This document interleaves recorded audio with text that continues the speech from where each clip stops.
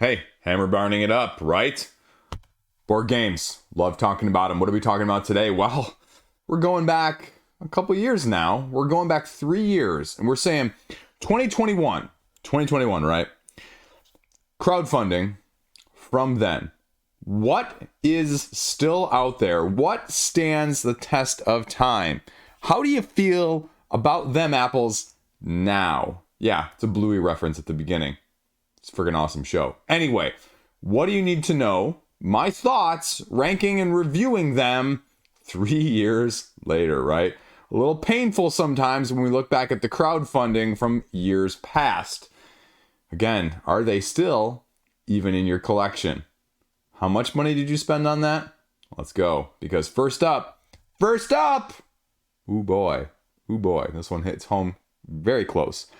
Marvel United X-Men, right? Marvel United X-Men 3 years ago. I have this game as a top 10, potentially top 5 game of all time for me, right? You're not going to see my name on the Game Found campaign when DC United launches as one of the Liege games, best games, right? You'll see the dice towers, you'll see everyone else's. But I've been spouting this thing for years. Simon has captured magic in a bottle with this game, if you ask me, right? On the very surface level, they have a miniature-based deluxified Pandemic. Light. Family. In the core of it, though, when you get some of the exclusives, again, dagger to the heart there as well, with the stretch goal box, and I would wager 2 of the expansions from each of these first 2 campaigns, X-Men, as well as the original, Avengers, we'll call it, that are just outstanding. The rest are your mileage may vary.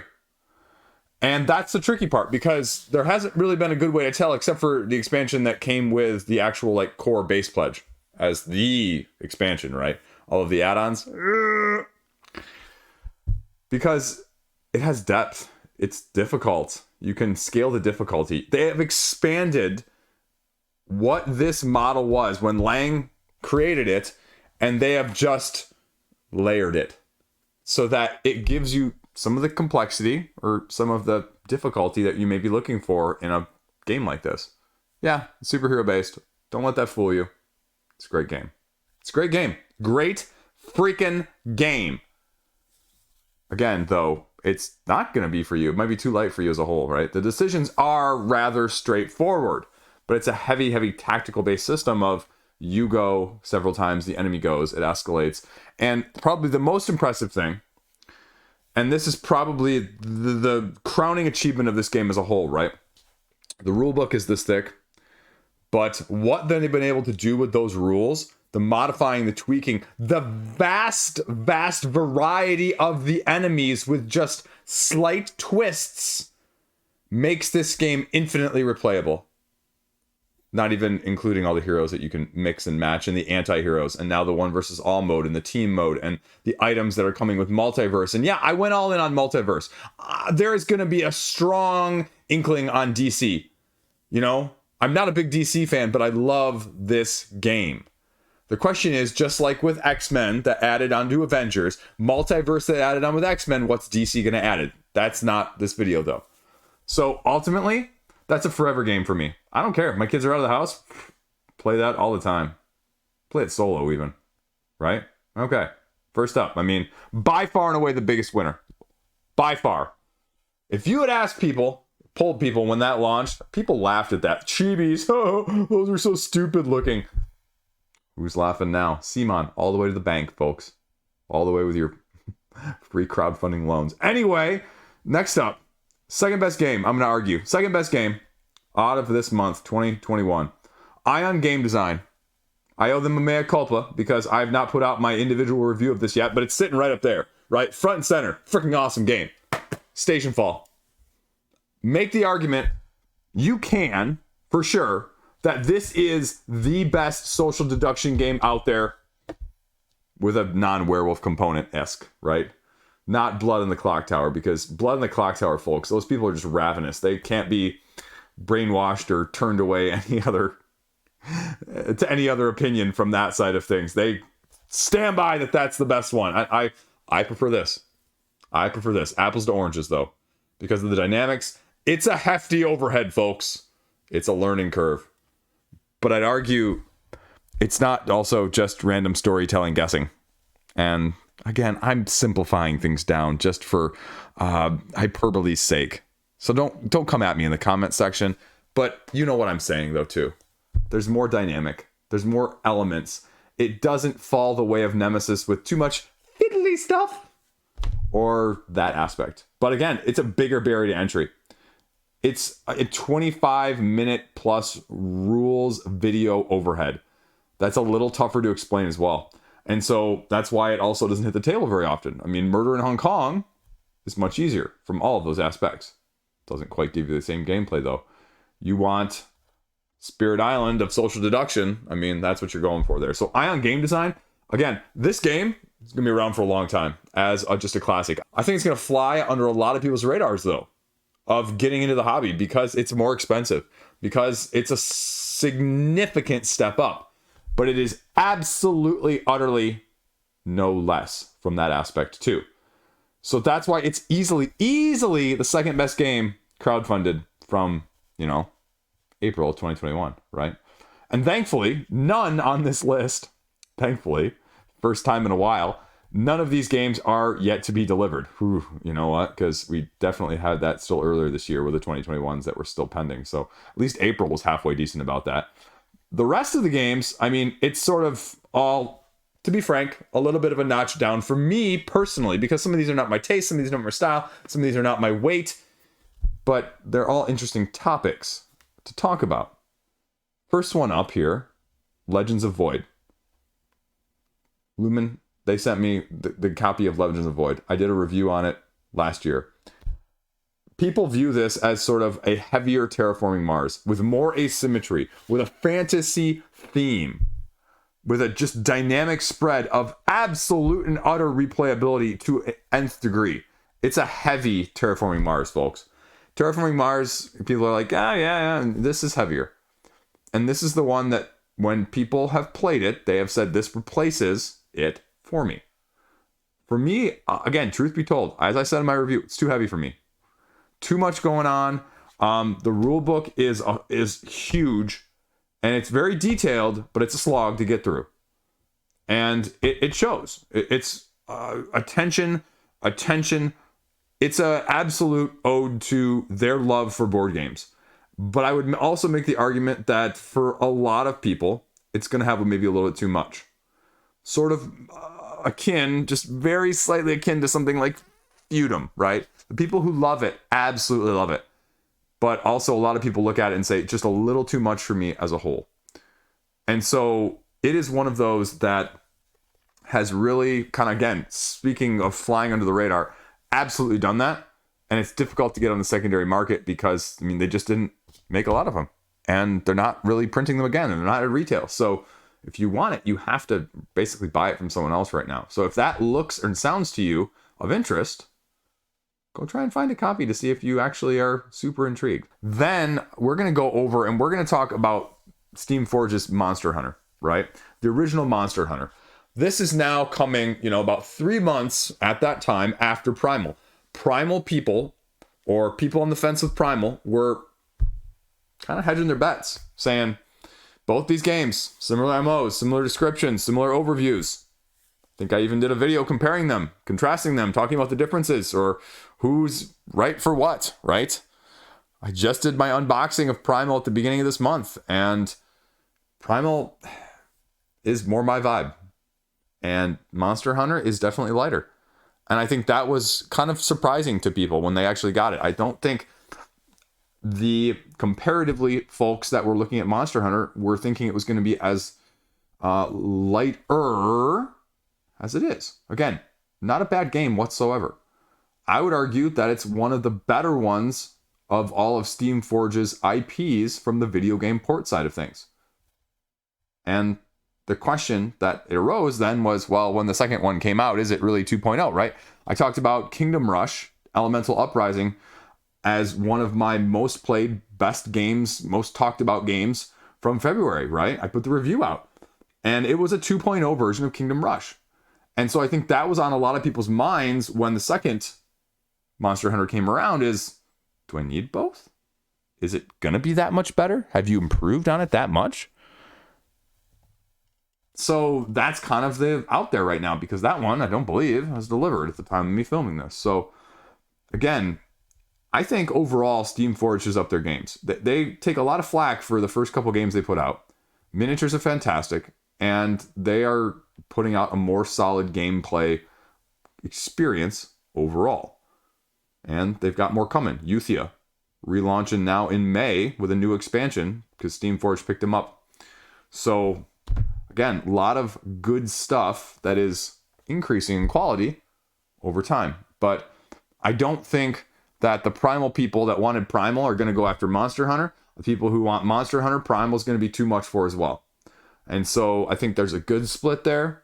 And I think you find the one that's right for you. And I'm actually very happy with my one of Primal right now. 2.0 Monster Hunter, maybe a different story though. So take that for what you will. Next up, Canvas. Canvas had their first expansion. R2Y Games, Road to Infamy, put this out. And Canvas was kind of one of those that kind of caught people by surprise.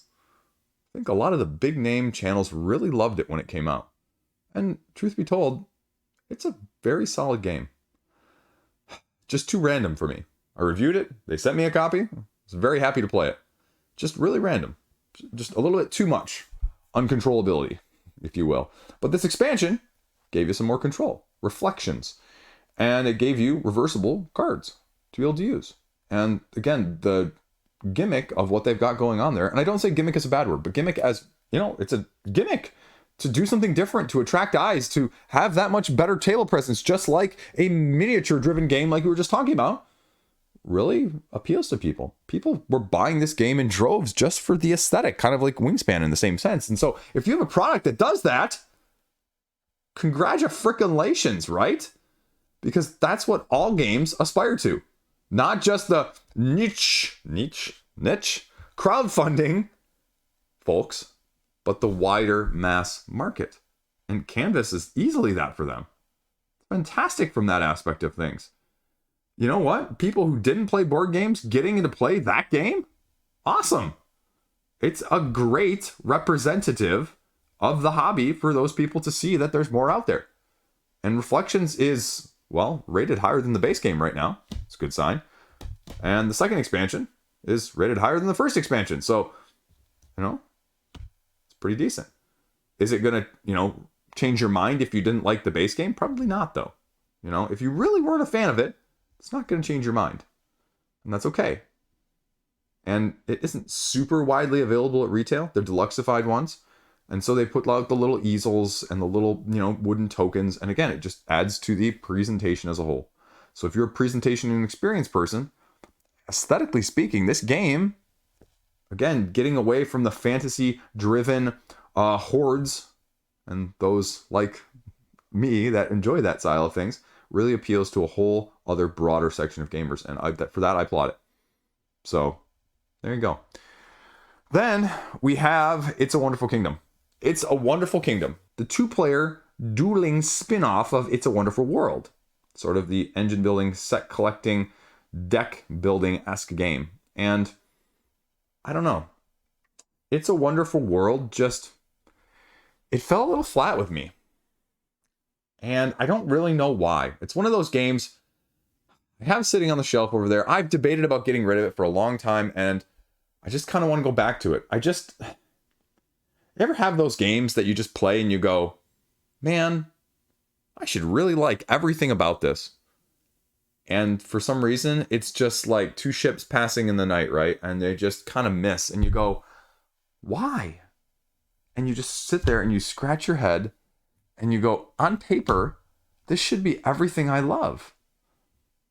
This mechanic, this aspect, the combinations, the tactical based nature of a deck, and the combo-driven gameplay at the core of it, right? I love lots of other games like this.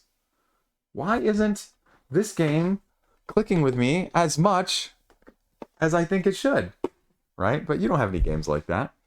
It's a Wonderful World for me. And I feel like Kingdom here tried to capture that essence in a 2-player game, and people weren't quite feeling it as much as they were with the bigger expansion. Again, I can't speak to how this game would make me feel. A 2-player version of it, like, that's kind of a shorter, more self-contained, easier overhead, less rules for my wife to have to remember, who again, like, just likes the, you got 2 minutes, Chris, explain this game to me, or peace out, man. And I don't know, the I cut you choose drafting system of your cards and how you're mitigating them as you gather them, it's divisive. The comment section on Board Game Geek is, well, mixed at best. I mean, this is not a bad game by any means. I think there's a lot of good card-driven 2-player games on Board Game Geek that have poor ratings because they appeal to a much wider mass market audience. And to be fair, it's got 2,700 ratings and it's got 7.2. And I think people look at 7.2 nowadays and they go, nah, 7.2, oh, 7.2. Board Game Geek ratings are skewed, so the number doesn't represent always as well the rank that you're thinking of, because it's actually ranked about 1,200. Just, again, most people, again, put their nose up to that, like, it's not even the top 1,000. There are a lot of games that you probably like that aren't in the top 1,000. If you have half the number of games I do. Shame. Anyway, so, I don't know. This is another love to try it.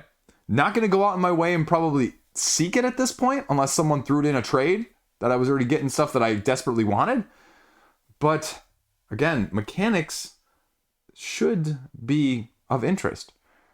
But will it stand up to repeated play is more of my issue too, because that was my big problem, truth be told, with Seven Wonders Duel. I ended up getting rid of that. I just felt, especially with the base game, I know the expansions do more, but like especially with the base game, just a little samey. Just a little samey. Always looking for the next card because you know it's there. And I like me a good puzzle that can't be solved, or that you don't always meta-ish. So I don't know with this one either. This is going to be one that I would be, again, happy to try. But because of that, I don't think it's probably ever going to end up in my collection at all. So we'll see. Never say never, but there you go. Then we're going to go to the worker placement to finish this video up. Because we're going to go the lighter worker placement. We're going to go a little bit heavier. A lot heavier. First one up, transmissions. The cute robot-based move your robot around, gather resources, and collect what you need to based on where you go, with sort of a set collection style vibe as well. I thought as an indie game, as a lighter style overall situation, it really kind of both overachieved and underachieved, in the sense that it overachieved because it never should have raised as much as it did on the crowdfunding the first time, based off of kind of coming out of nowhere, and it's kind of underachieved in the sense that it's flown under the radar, I guess is really what I mean. Not that it actually underachieved. Bad choice of words there. My mother, the English teacher, would be embarrassed. And it came back around, you know, in the past 6 months on crowdfunding for a second print run. Again, very similar, 7.3 rating on Board Game Geek. Crosscut Games, again, 800 ratings on Board Game Geek is very impressive too. Shared characters looping on a board to score points with these miniatures, right? It's a rondel style situation with robots. Different abilities used based on the different locations. Engine build, hand management style, all rolled into one with a 2 weight on Board Game Geek. So definitely skewed on the lighter side of things, a little bit of a busier board. But again, is it for you? That's the question you have to ask yourself on this lighter situation style game. This is probably one that I would be very interested in trying with my kids, right? My kids are getting to the age where I think they could handle something like this pretty well once we played it through once or twice. And from the vibe and the aesthetic, it has more of the appeal. Again, it passes the smell test. It passes the visual. Our kid's going to like this style of things.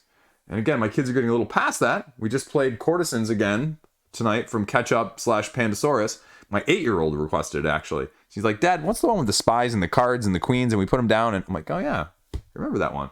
Played it twice back to back. He won one of the games. I won 0 of the games. But they're starting to get that. They're starting to catch that a little bit.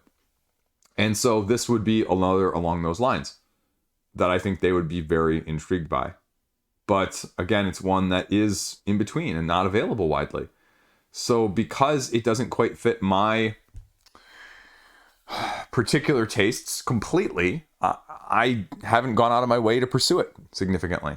Again, be happy to trade for it at some point, but I'm not seeking it either.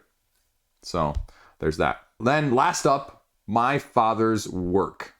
I actually thought this was heavier weight on Board Game Geek. It's only listed as a 3, but I remember when this came to crowdfunding, and I said, ooh, too heavy for me.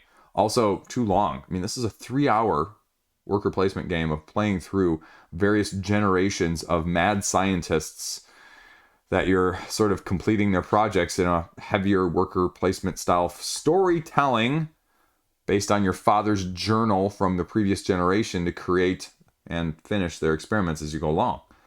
This is probably the one that I can't weigh in on very much at all comparatively to all the other games on this video. Never played it, don't have any interest in playing it. It's too heavy, it's too long. I don't play anything that's 3 hours long that isn't named Uprising Curse of the Last Emperor. And so that's sort of the situation you find yourself in, or Aeon Trespass Odyssey, or multiple sessions of things. Anyway, and the artwork, the theme is all been widely acclaimed. Again, it has a 7.9 rating on Board Game Geek. But there are some concerns about the app usage. There are some concerns about the balance of the cards. And it's got a lot of narrative for a worker placement game, which, again, seems to be one of the main criticisms over on Board Game Geek. So is that kind of what you're going for with a scenario-based system?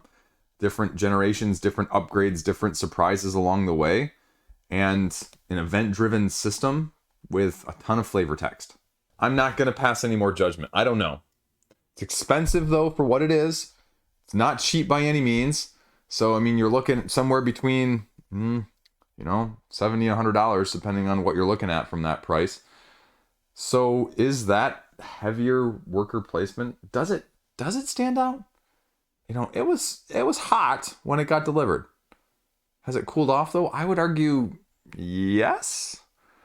But I can't think of many worker placement games from 3 years ago as well, either, that I would know off the top of my head just by name recognition alone at this point. So at least from that style of things, hasn't cooled off that much. So there you go. That's it. 2021. How do you feel about them apples now? You gonna pick any of those up at this point? Again, this is the best testing point of things, right? 3 years out. How do you feel about them now? And I like doing this because it makes you go, well, these were definitely some games, Chris, right? Or it makes you go, yeah, you know what? I was right on this call. Or I was wrong about this whatsoever. And again, I don't like doing this sometimes because it pains me a little bit to see some things that I thought I was going to like, or I thought I was going to write.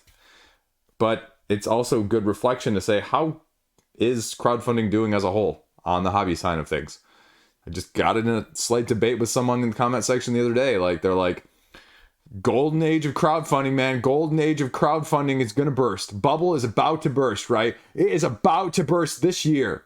And I was like, hey, man, sure, but I've been hearing that for the last 5 to 7 years on crowdfunding too. And guess what?